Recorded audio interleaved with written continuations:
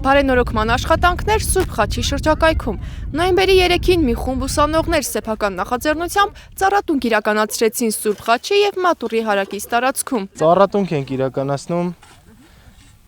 բնությունն ենք բարելավում, օդն ենք մաքրում։ Եկեղեցու խաչի տարածքը ավելի լավ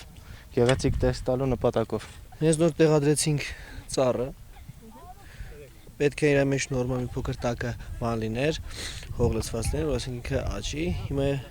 սա կտրկը կվերջացնենք, իսկ վերջում արդեն կջրենք, որ ինքը կպնի, առանց ջրելու չի կպնում ծառը։ Հիմա մենք կեչի ենք տնկում։ Իրան հույս ունեմ ստեղ լավ տիրություն կանեն, կնայեն, կջրեն։ Չնայած մենք էլ ինձ թվում չենք եղել ոնց այն հաճախակի կայցելենք։ Իրան կջրենք։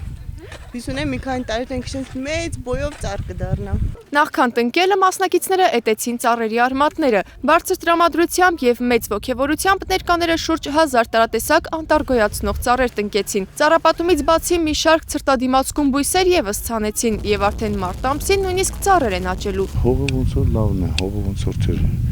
լավ հող է, մնում է ոռոգման հարցը, թե ճիշտ կազմակերպվի։ Մնացածը հիմնականում փորձել ենք աշխատել ենք չորադիմացկուն տեսակներ, չորա եւ ցրտադիմացկուն տեսակներ։ Ծառատունքից հետո ուսանողները հեռացան վերադառնալու եւ իրենց ձեռքով տնկած ծառերի հետագա ճակատագրով հետաքրքրվելու համար։ Գոհար Փեփոյան, Վազգեն Համբարձումյան, Երևան լրատու։